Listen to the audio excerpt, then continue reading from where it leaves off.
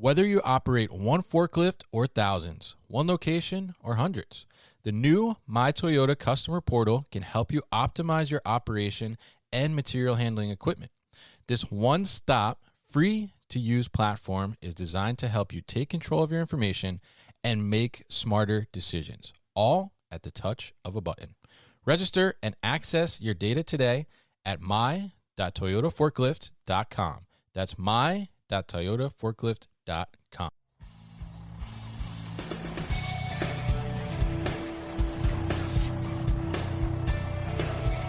The New Warehouse Podcast, hosted by Kevin Lawton, is your source for insights and ideas from the distribution, transportation, and logistics industry. A new episode every Monday morning brings you the latest from industry experts and thought leaders. And now, here's Kevin.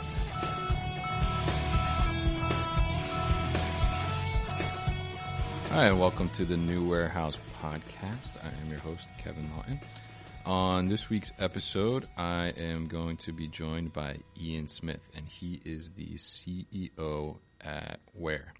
And what they're doing at Ware is pretty interesting stuff. They're utilizing drone technology and also artificial intelligence to check inventory within the warehouse. And they're utilizing these drones that are operating by themselves. And Ian is a pretty interesting guy himself as well. He is pretty big in the drone space. He actually has his own podcast as well, talking about drones. And previously, I believe he was a helicopter pilot too. So, Ian, welcome to the show. How are you today? Kevin, thanks so much for having me. I am doing well. That was quite a nice introduction, and I have to say it's nice making the transition into Ware. Like now I'm the guest more often than I'm actually the host of a podcast. So this is actually very, very fun for me. Yeah. We're happy to have you on. I mean, drones, actually myself, not so familiar with drones in the warehousing space. I just recently heard of the concept probably earlier this year. I was actually in an inventory control workshop for the day, and someone brought it up, and I was like, oh, wow, that makes a lot of sense. And then I saw you reached out, I saw what you're doing, so definitely wanted to have you on the show and talk about what it is you are doing. But why don't you give us a little bit of a background on you first, and kind of how you got to this portion of the drone industry? Well, you hit on some of the high points there. I started off my career as a helicopter pilot, so flying these things myself, doing a lot of aerial photography, low level stuff. Okay. So I knew I wanted to make aviation my career, and I just remember vividly in 2013 there was this paradigm shift. I used to fly and build these little model airplanes with my dad when I was younger. I was like 10 years old, balsa wood, lots of glue, heat shrink wrap. It was a real pain in the butt.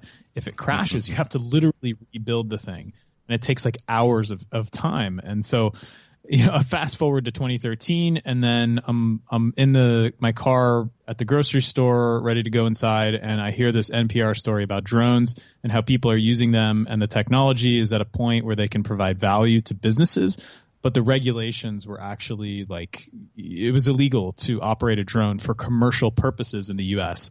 back in 2013. Okay. So of course I immediately said I want this to be my career. And try to make something in drones. So from there, I started up my own company, built my own drone from scratch, sourced all the parts. Everything came from China and from other places, and you cobble it together, you solder it, you program it, and then it was still not legal to fly at this point in the U.S. And so by many different circumstances, I found myself living in France, worked for a drone company there where they actually had regulations that would allow you to operate a drone commercially. Okay. That was a hardware company. And then in 2015, I went to work at a drone software company, which brought me where I am today in San Francisco. That was a company called Drone Deploy. And what we focused on, and a common theme in drones, and this really ties into what we're doing with Ware and the whole thesis behind it and why we started the company. But mostly drones have been applied outdoors to outdoor industries like construction and agriculture, mining, utilities, oil and gas, energy, all that stuff. Yeah. And the FAA regulates that. But there's a reason why those industries that were chosen is because these drones, they're just like a flying cell phone. They have GPS sensors in them.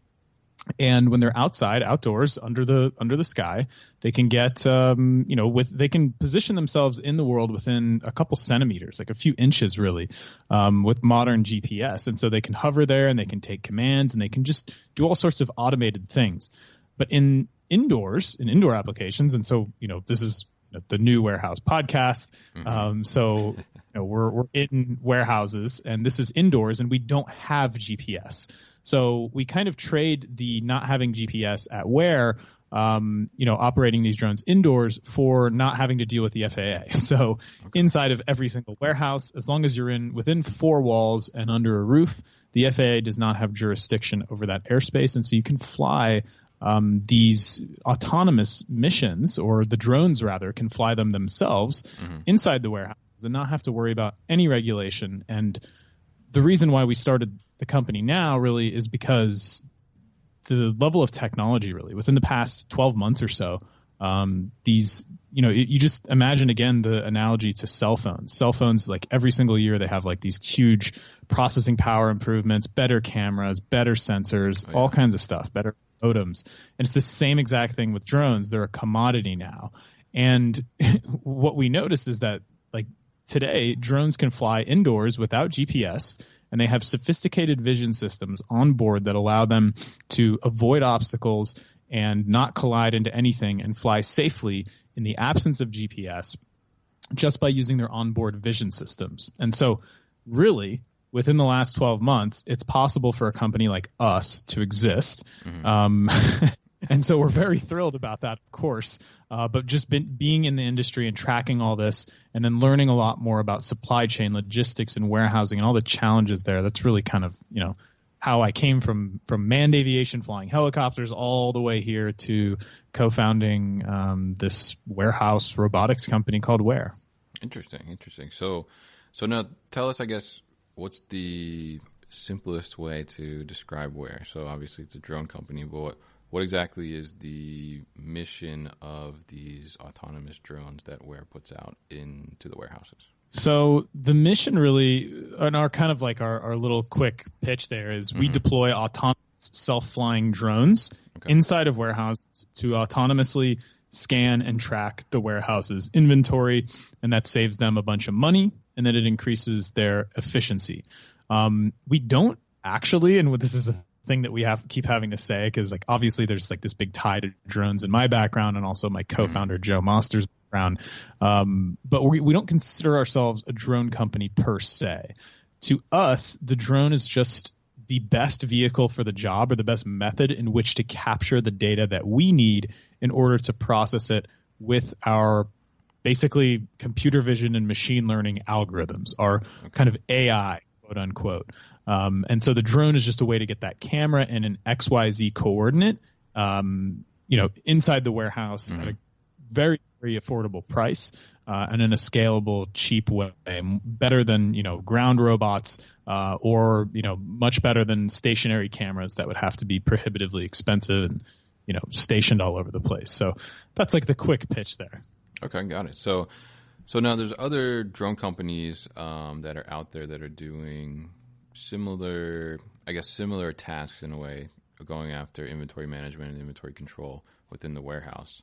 But what necessarily makes Ware different from those other drone companies? Yeah, so this is an interesting question that we get a lot from, it's either like, from potential customers that we talk to, or like from our investors when they're asking us like, hey, so what differentiates you guys?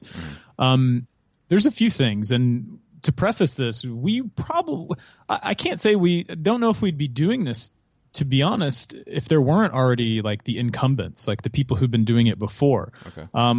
But what really makes us different and kind of like differentiates us here from everyone else is that if you look at like the current, like the past few years, there's been a lot of companies doing these, warehouse drones, and they're kind of like these Franken drones. Like it reminds me of the early days of just flying drones outdoors, like before DJI was dominant and selling these full, solutions that were fully integrated. I mean, it's a lot of this like custom development. You've got like like a frame from one company. You've got sensors from a couple different companies. You got all this different stuff cobbled together on this big platform. It's bulky. It's loud. The props on it are huge. They could seriously do damage to you if it hit you and collided with you. And the flight time is really low. And it's kind of like this Franken-drone science project-y kind of thing, which I'm very familiar with in the early days of outdoor drones.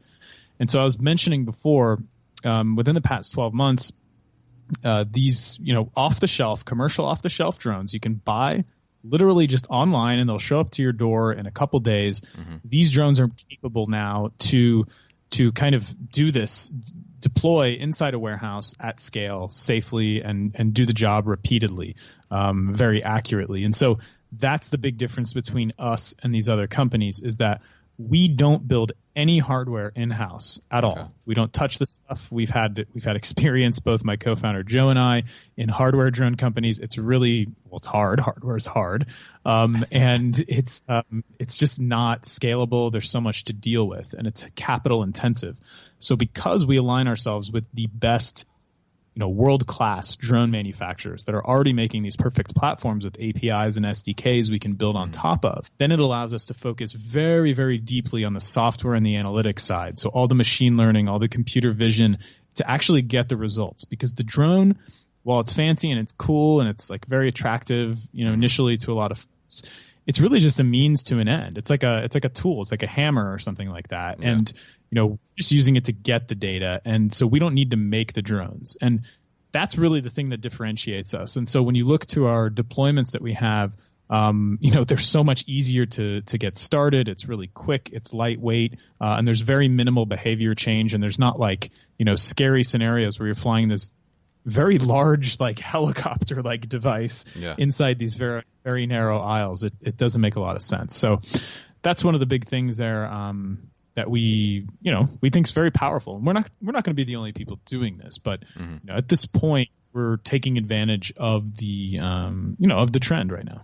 Definitely. So you mentioned it's not this big helicopter thing. How big are the drones that you are using? Let's see, I'm trying to think of a size comparison, and for some reason, I always come up with this one. Imagine. Oh, I was going to say a 12-pack of beer, and I was going to change it to a laptop, but. Basically, a 12-pack of beer, you're looking it's on its side, the long side, or a laptop sitting on the desk. It's basically the footprint of that is what we're talking. Compared to a lot of existing kind of indoor drones that are out there, those are quite large, 2 to 3 times the size in some cases. Really? Okay. Yeah, I mean, I think, if you guys are able to invent a flying 12-pack of beer, I think that would be a hit.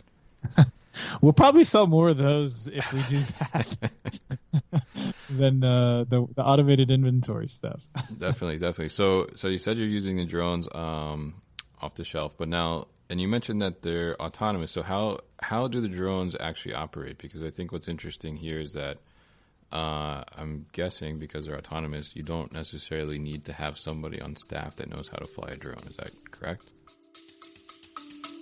We'll be back after a quick break. You hear a lot about supply chains these days, because if the past couple years have taught us anything, it's that an efficient, well-managed supply chain is absolutely critical to keeping businesses successful and consumers happy. I'm Will Haywood, and I host a podcast called All Business, No Boundaries, where we talk about supply chains, how they work, what happens when they don't, and the innovations that are redefining what's possible in the world of logistics. Join me for insightful interviews with thought leaders and industry experts. We discuss how optimizing supply chains can break down the barriers that are holding businesses back. That's All Business, No Boundaries by DHL Supply Chain. Listen and subscribe wherever you get your podcasts. Exactly, yeah. So we recommend having a drone supervisor on staff. So someone inventory team usually is designated as okay, now you are the drone point person. You're kind of responsible for these things flying around. Okay. So the way that they actually work, so the drones that we're using, so we're aligning ourselves very closely. We've used DJI drones. You heard me mention them, but also Skydio. is a company that we work with very closely, and they have so much processing power on board already, and all these different cameras and vision systems, like I mentioned, that you can like deploy this drone with a cell phone. You don't even need the sticks. I'm talking about just having fun, not our product yet. And you can look on your cell phone and look through what the camera on the drone is seeing. You can point it at yourself. You can tap your image. And then you can just start walking around in a warehouse or outside. If you're mountain biking in a car, whatever, in a boat, it'll follow you around till the end of time. Its battery runs out, like autonomously. Even indoors, we do this to demo this when we're in boots on the ground in clients' facilities, walking around the aisles and stuff. And it's pretty impressive how it just navigates the area, and it just it can fly better than a human can fly. Yeah. And so that stuff's baked into the drone. We don't have to develop any of that ourselves. We don't need to develop the SLAM algorithms to, reduce the amount of collision avoidance probability and all that stuff. We don't want to do any of that. So what we do is we actually set up a navigation system indoors that the drone uses its cameras on board to see. Okay. And so it can use these little tags. Like, just imagine, like, in warehouses, there's already like little tags and barcodes and all kinds of stuff everywhere. Yeah. We have our own specific ones, and we can deploy those in one aisle in about 5 minutes. Depending on the size of the aisle, of course. But it's really low. You just slap the tags on, and then it knows where it is based on those tags. And so the drone flies around and it's looking for the tags. I mean, we're essentially mapping out the warehouse, because you can't point to a spot on the warehouse on like a little warehouse map and then say, go there, because the drone doesn't know where it is, since it doesn't have GPS. So we kind of make these, I guess they're similar to like roadways, where the drones are going to be, flying around and operating in the warehouse, finding their path and just doing it constantly over and over and over without getting tired, complaining, getting sick, etc. Interesting. So now, what about as the drone is flying down these roadways? So, many times you'll have in the aisle, you'll have forklift traffic as well. So say a forklift is putting a pallet into a location, it's raised, the mast is raised in the aisle, and the drone comes. Well, the drone recognizes that, and I guess will stop? Short answer is yes. The drone will. Now, if the forklift is like, 20 miles an hour straight at it, the drone doesn't have anywhere to go, it's going to struggle for a second, and I'm confident it'll actually get out of the way. These things are very impressive these days, especially with this new platform we have. But long answer is actually we don't have to deal with that, because the drones fly on a schedule based on the facility. So what we see when we talk to the customers, basically, like some facilities operate, 24/7. Like this is like a beer facility, for example, beer distribution center.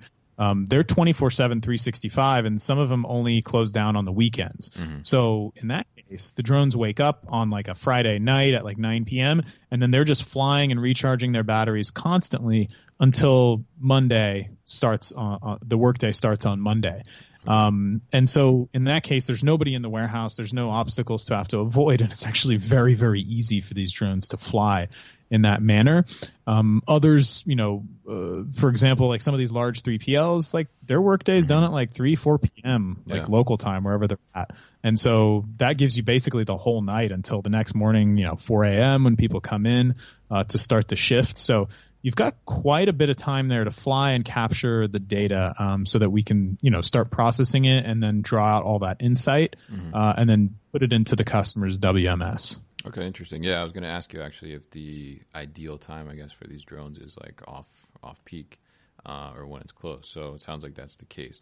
And you said something before, actually, which I think is pretty interesting, because we've had a lot of different robotics companies on the show, because robotics is becoming such a prevalent thing within the warehousing space. And one of the, I guess, points of controversy all the time is, that these robots are going to be taking people's jobs. But there's also the philosophy that they're going to take these mundane tasks that people don't really want to do and then elevate people's positions. And you mentioned about the drone supervisor, and I think that's like a perfect example to point out of how that kind of takes somebody that's probably maybe the cycle counter that was doing this counting before, and now elevates their job a little more and gets them more involved with some technology that maybe they never would have touched before.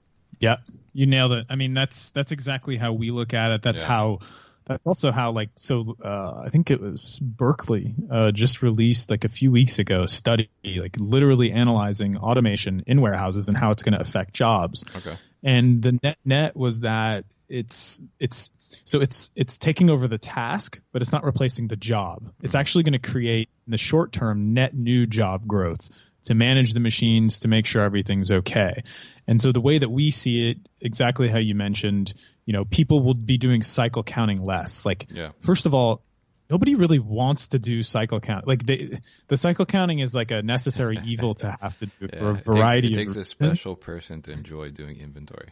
I mean, and granted, some people probably do really like it, and they want to have all I's dotted and T's crossed, and like that kind of person is probably great to just manage drone program and the robots that are just operating in the warehouse.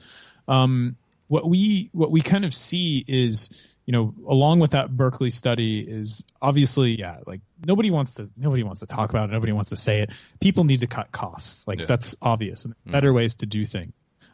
So what we see is more valuable than just looking around at inventory. I mean, first of all, it's very inefficient. It's mundane. It's dangerous getting up on those pickers sometimes to kind of look up. It's inaccurate because sometimes you can't even see far up, and you're using your brain to try to count and your eyes, and there's so many little things that can go wrong.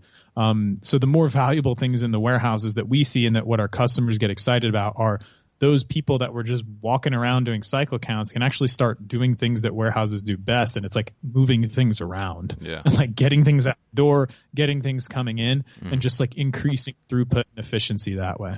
So tell us a little bit about, I guess, the software and how it ends up integrating with like your WMS and the operation, and how it's actually recognizing and counting what's there. How does that work? Three big phases of our product. First one we talked about is the drones flying around doing the data collect. So first we got to get all those images, and all they do is take a bunch of pictures.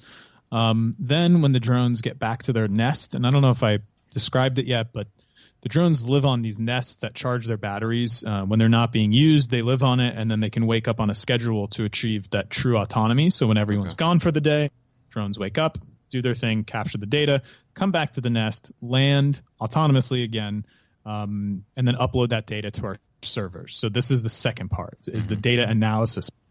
This, we believe, is the most important part of all of this, because a drone flying around taking a bunch of pictures isn't going to do anybody much good. So this is where we really flex our muscles. My co-founder, Joe, he's on the technical side. I'm on the business side. He was most recently working at Uber on their self-driving cars and had a lot of, very specific development there. So not to mention just like the computer vision that's like, helping the drone kind of navigate in those roadways that I mentioned in the space of the warehouse, but really analyzing all these different images that we're collecting. And so if you imagine like a big 500,000 square foot warehouse, we're talking at least 10,000 bin locations. And so we're talking at least 1,000 photos. And so once those photos are uploaded into our pipeline, into our processing pipeline, we start applying all kinds of different computer vision and machine learning to the images. And so the more data we collect, the better and more accurate that the data that we spit out from analyzing those images and getting into the WMS is. And so, for example, we're always QCing and, quality assurance, quality checking everything. Like there's a big human component to this in the early days to just make sure that everything's good. But eventually, once we reach such a scale of having this big, large warehouse, inventory data set in our servers, that it's just going to make our algorithms just a lot more efficient as time goes on, and just enable a lot more like initial analysis points and metrics. And so you can just imagine a bin location. You've got a full pallet in there. There's a barcode on it. There's stuff written on the side, maybe like in a Sharpie or something. There's like a SKU on it as well. There's probably a product master that says that this specific pallet of this, SKU has to be loaded in these dimensions and this many layers and everything. And so we have access to all this. We tie into all the different databases in the warehouse to start like doing all these measurements and analysis on top of each one of those images for every single bin location. And it only takes a few seconds whenever everything's running, on the automated side very smoothly, and then you can just start spitting that out into really what's funny about this, and what I always kind of joke around about is that you got all this like crazy stuff, complicated computer vision, all these processors humming away and all these little devices, and all it's coming down to is like a CSV with like lines of text, and that's really what we spit out at the end. Is like you get something that's more accurate than what the human counted. You get it in a lot less time. You can increase actually from like 2 times a year doing full counts to like 52 times a year, which is a 2,500% increase, which is just absolutely ridiculous for a lot less money than you would normally pay. And once it gets into the WMS, then it just rinse and repeat the process like constantly. Another thing, and then another part of this to round this out is the Ware cloud or the Ware portal. Okay. Basically, depending on the WMS, like we see a lot of folks using JDA. We start hearing about High Jump a lot. Manhattan's another one of them. Yeah. Red Prairie, all that stuff. But the Ware portal and the cloud, those WMS systems can be like somewhat limited in the amount of information and like the breadth of information and type that we can import into it, so that you might want actually more information. So like by logging onto our portal, you can see images of every single bin location. Maybe you need to verify what specific inventory was in a bin location on a specific date. You can go ahead and check that out and then like look at everything and just verify and have like this visual record there. It'll also help people from having to walk around and look at all the bins, and you can just kind of get this like extra check. And so we'll be adding a lot more different analytics tools to that, and lots of trends and all kinds of cool nifty graphs that'll be helping operations run more smoothly as time goes on. Okay, that sounds awesome. So I guess let me ask you a question. So going back to, so it takes this picture, and then how does it know what the product is that's in the location? Do you have to do any kind of special labeling to your product, or how does it recognize, like, I don't know, like if I'm selling I don't know, kazoos, like how does it recognize that I have kazoos like in this location? First thing we're going to look for is that LPN, so the license plate number. So any type of identification or tagging that's put onto it whenever it's all palletized up and wrapped up and everything. We see a lot of folks.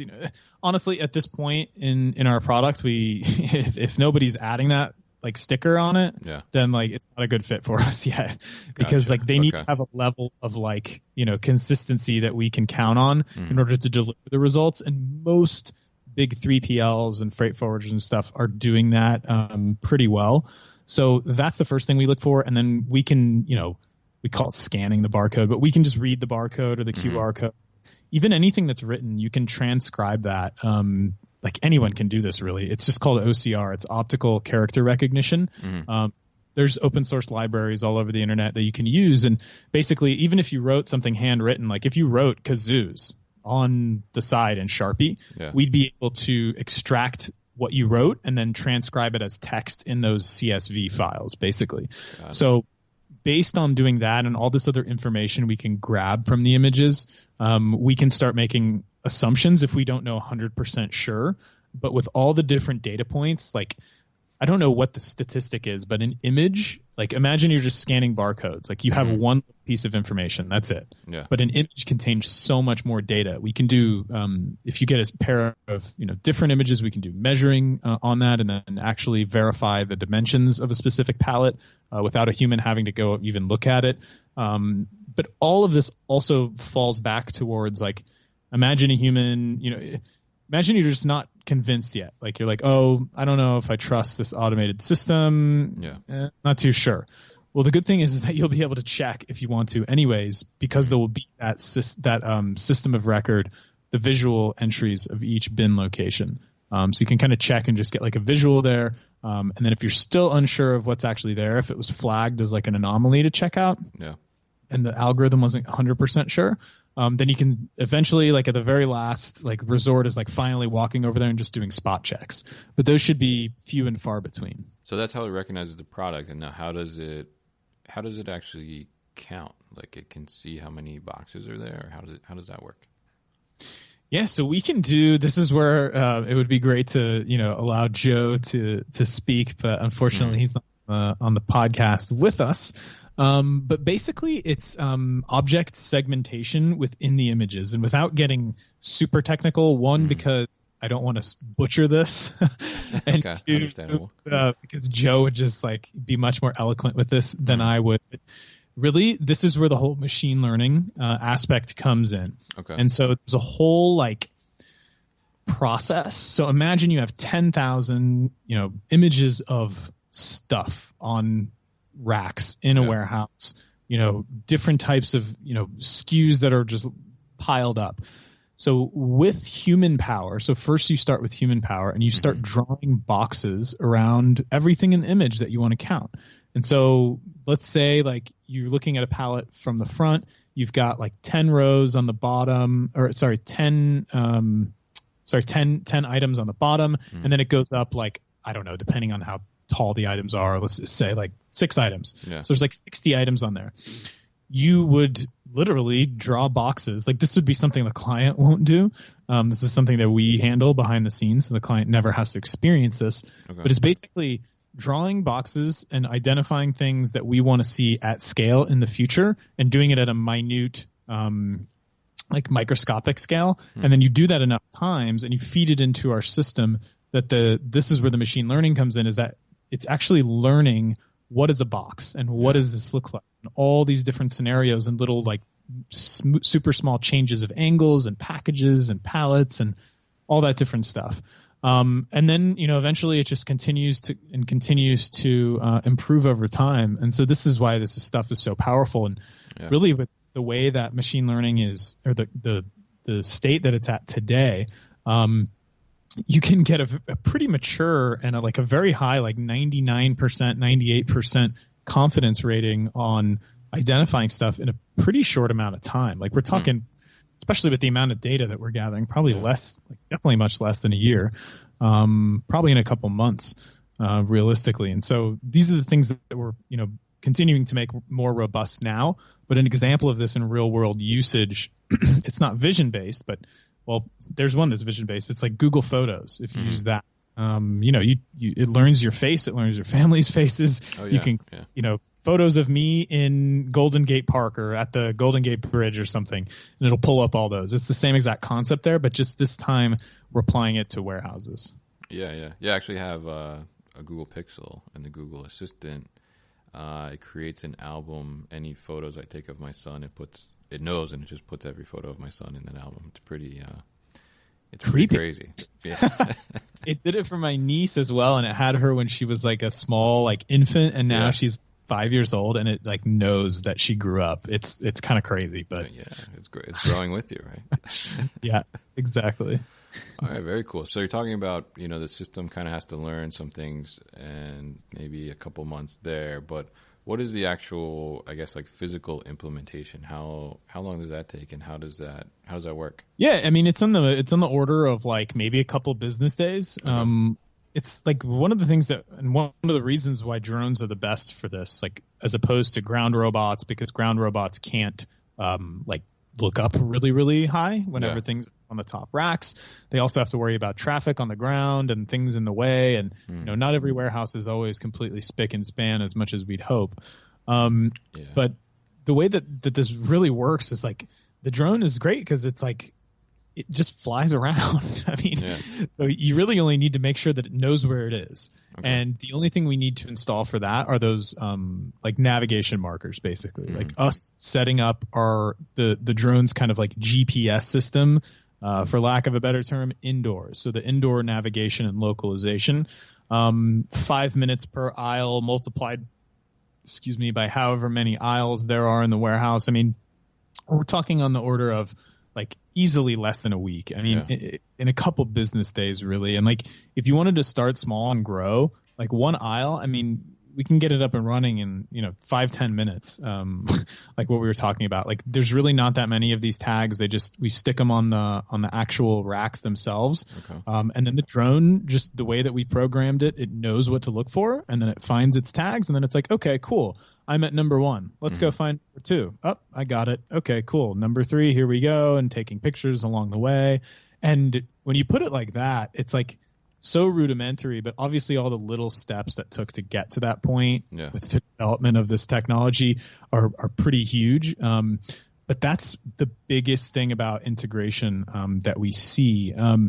The second kind of piece is like for the nests, we need to find a place to plug those in so they have power where the drone lives, like in a strategic spot in the warehouse, depending, how many drones you need per warehouse and where they're going to live. But really, and very likely, like the most difficult part about integration is really just with the WMS.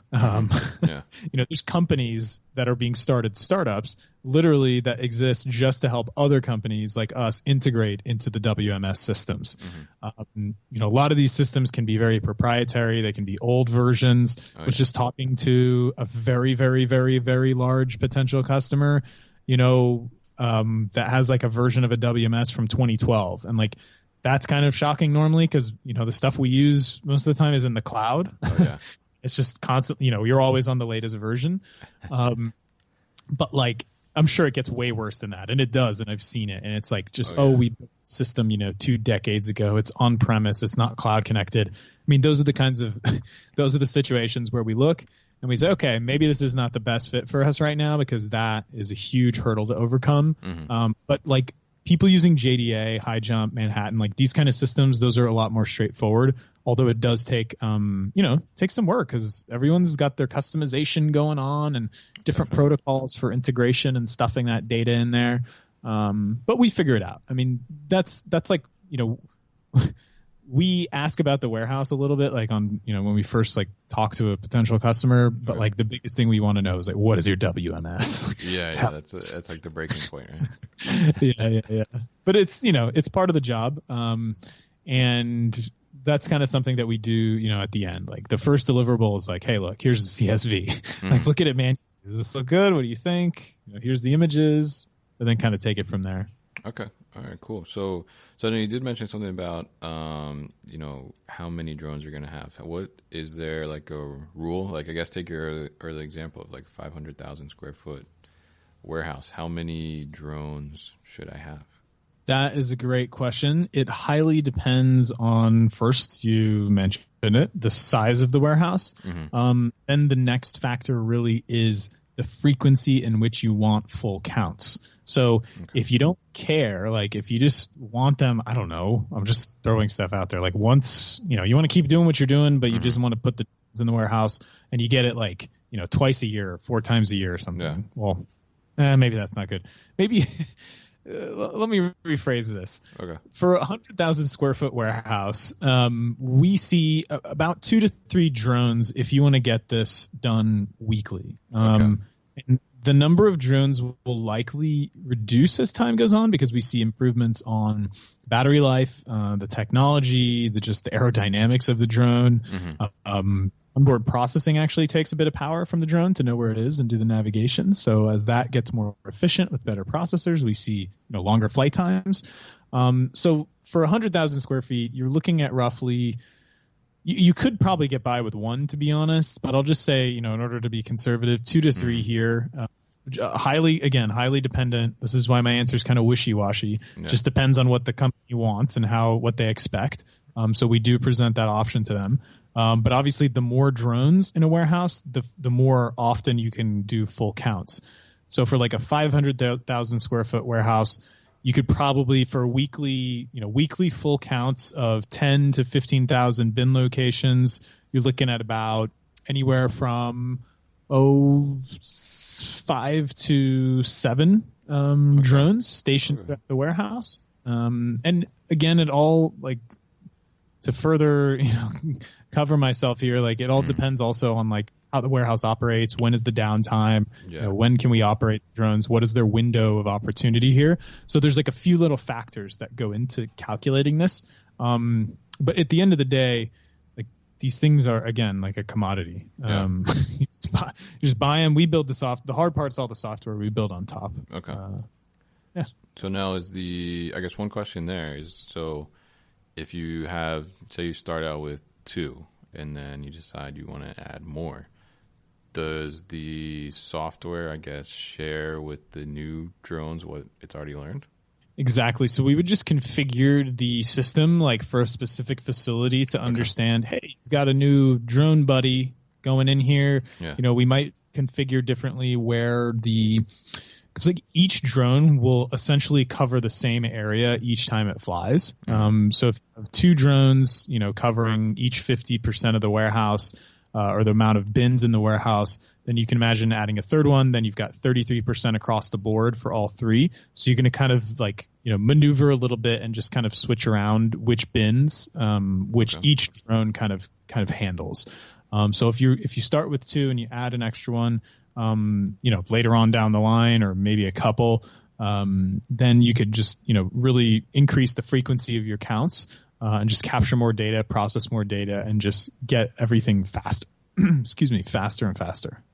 Okay, really interesting. So one more question for you, because I'm an inventory control guy as my background. So what I'm interested in, at the end of the day, when it comes to counting, is what are my issues, right? So when it does the download and everything, and it analyzes the data, the CSV that you're talking about, is it just putting out a CSV of what it's captured in the counts, or is it recognizing discrepancies as well? So that's a really good question. So this is more like, can you explain a potential discrepancy then from your point of view, like a common discrepancy that you would see? Oh, sure. Like, in the system in WMS, it tells me in location A, I'm supposed to have 10 pieces. I go cycle count it, and it's 8.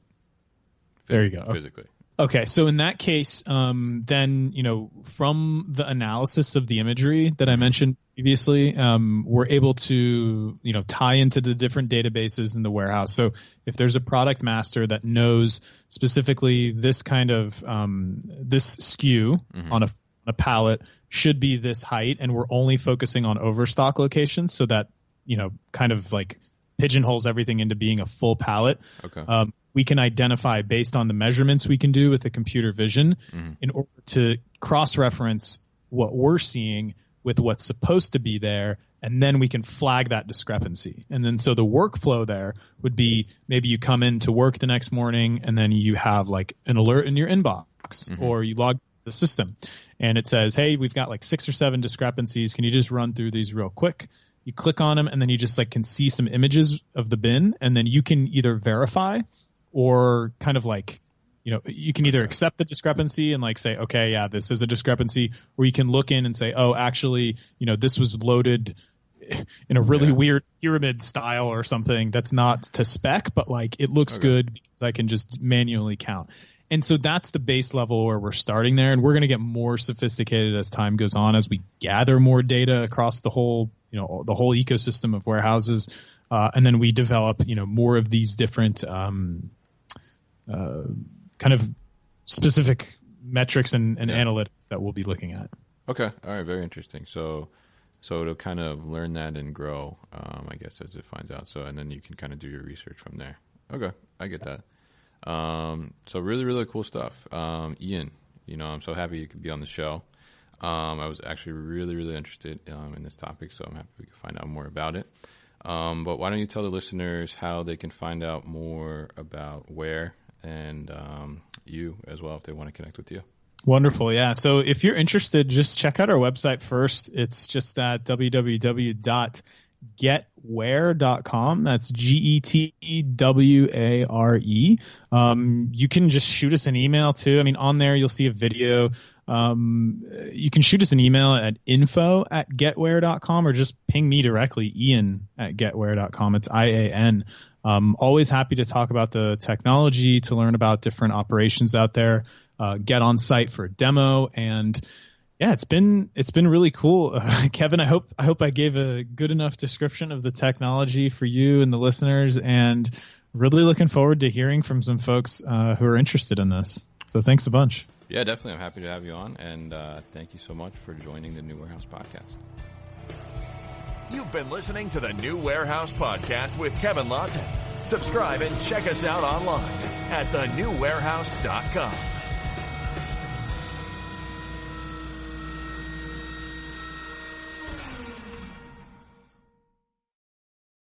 Thank you for listening to this episode. If you want more content from the New Warehouse, check out our new video series called All Hands on LinkedIn. Just search for the New Warehouse on LinkedIn and follow along.